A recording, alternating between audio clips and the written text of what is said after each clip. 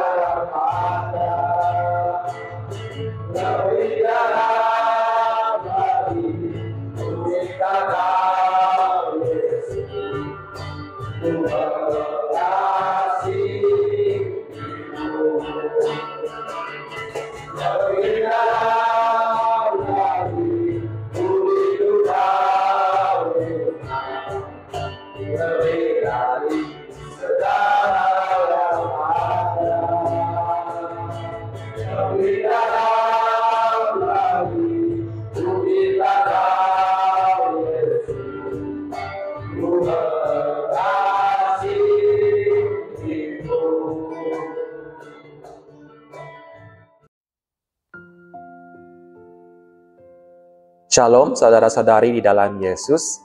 Tema renungan pada pagi ini adalah merindukan Tuhan. Merindukan Tuhan.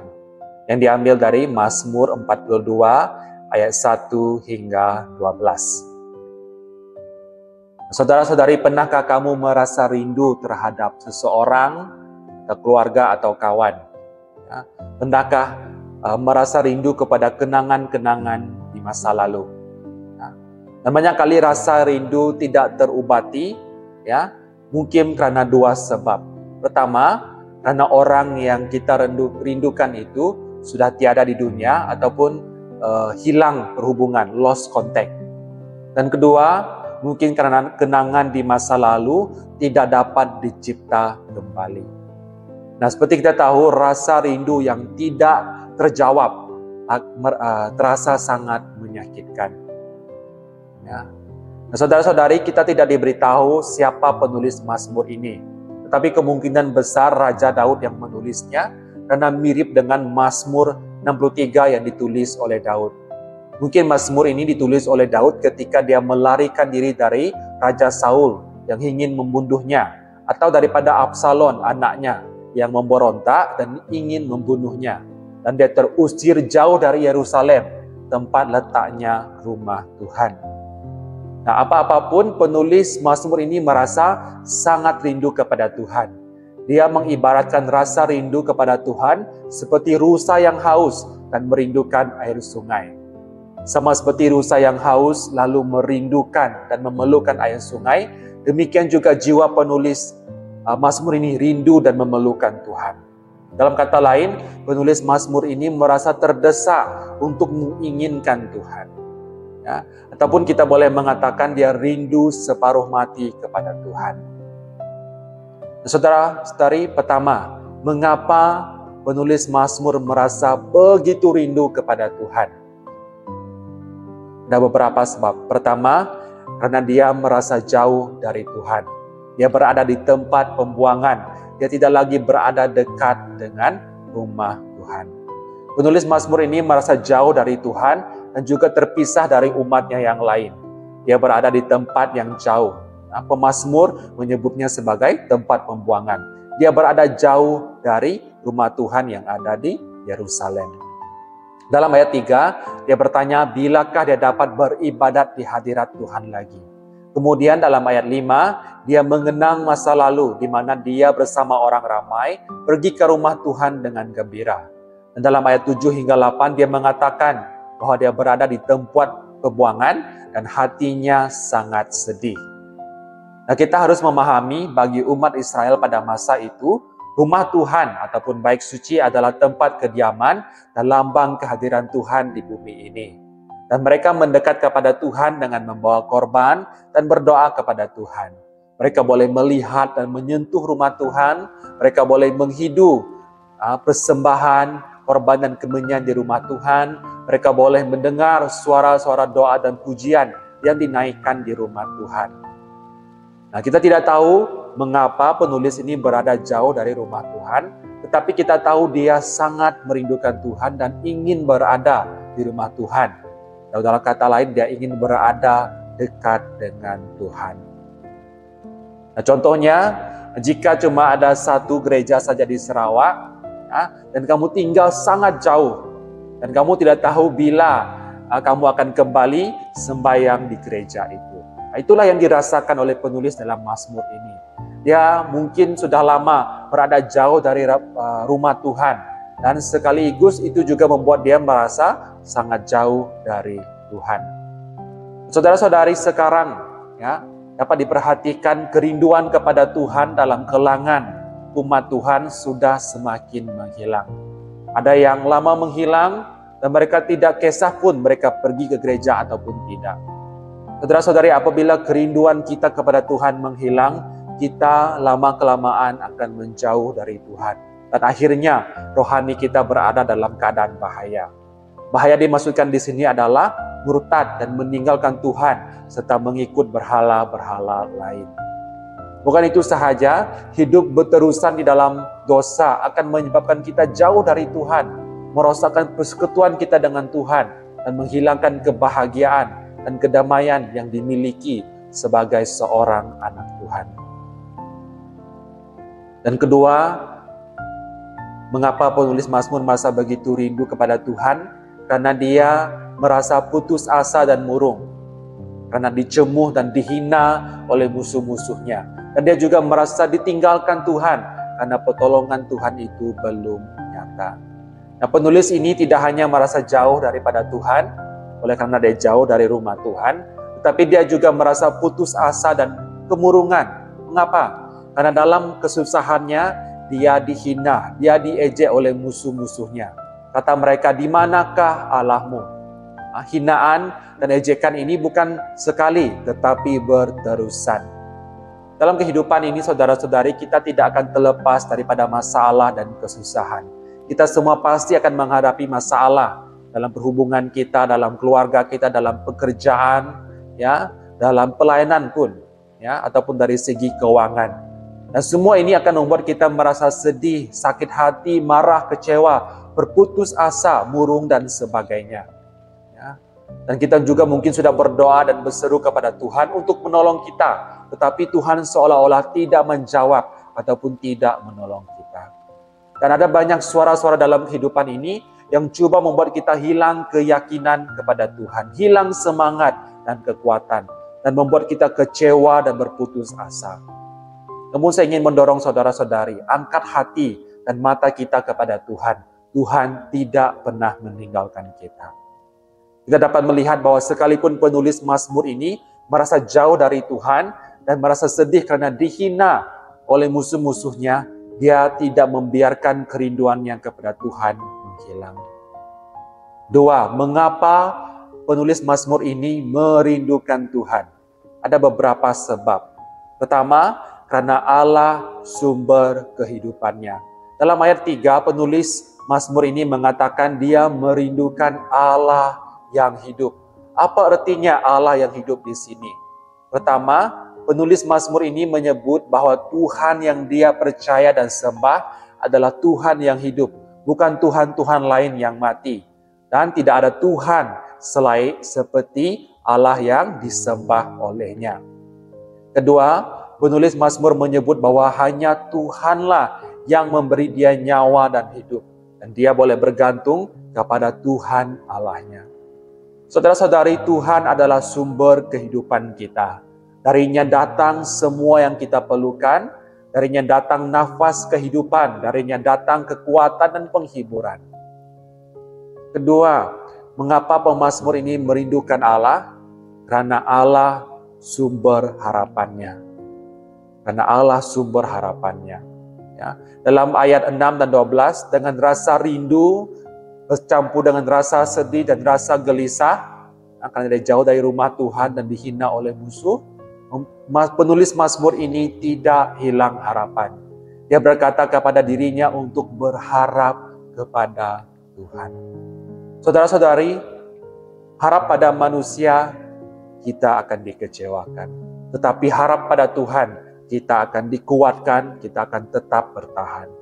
Nah, ini mengajar kita bahwa sekalipun dalam kesusahan atau kesedihan atau bila jiwa tertekan, kita boleh memandang Tuhan dan mengingatkan diri kita bahwa Dia adalah penyelamat kita, Dia adalah penolong hidup kita. Aplikasi apa yang dirasa dan dialami oleh penulis Mazmur, kita juga merasakan dan mengalaminya dalam kehidupan kita. Penulis ini memberi contoh bagaimana kita harus menghadapi masalah dalam hidup, ya, bagaimana menghadapi rasa bimbang dan rasa putus asa. Pertama, apa yang kita boleh lakukan adalah terus-menerus merindukan Tuhan, bukan hanya berkat-berkatnya. Ya, semakin berat masalah kita, semakin itulah kita sepatutnya merindukan Allah dalam hidup kita. Nah, ini membuat saya berpikir, apakah tujuan kita datang ke gereja atau ikut pelayanan atau aktiviti gereja setiap minggu? Kamu datang untuk Tuhan atau datang hanya untuk mencari berkat-Nya? Adakah kamu datang untuk mendekat kepada Tuhan? Atau kamu datang karena rasa bersalah, rasa takut? Sebab kamu berpikir, jika saya tidak datang, Tuhan marah dan Tuhan tidak memberkati saya. Dan banyak kali juga dalam doa kita meminta banyak hal. Kita minta Tuhan memberkati pekerjaan, pembelajaran, kesehatan, keuangan, dan sebagainya. Tidak salah untuk kita minta Tuhan memberkati ataupun menolong kita. Tetapi apa yang kita harus sadar dan pahami adalah Tuhan lebih dari berkat-berkat yang Dia berikan. Ya. Kita banyak lupa berdoa untuk semakin dekat dengan Tuhan setiap hari. Sebelum kita meminta berkat-Nya, mintalah supaya kita semakin mendekat kepada Tuhan. Ya. Tuhan tidak sekadar ingin memberkati dan menolong kita, tetapi Dia mau menunjukkan kepada kita siapa dirinya, sehingga kita mengenal Dia dengan lebih dalam lagi. Dan semakin kita mengenal siapa Tuhan, semakin kita menyadari bahwa Tuhanlah satu-satunya yang paling terindah dalam hidup kita. Dan Tuhanlah satu-satunya yang kita perlukan.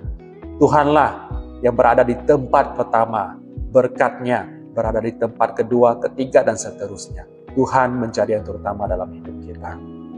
Kedua, terus-menerus berharap kepada Tuhan, sekalipun kita masih belum melihat pertolongan-Nya. Ya. Terus katakan pada diri kita, mengapa aku sedih dan gelisah? Berharaplah pada Tuhan, hai jiwaku.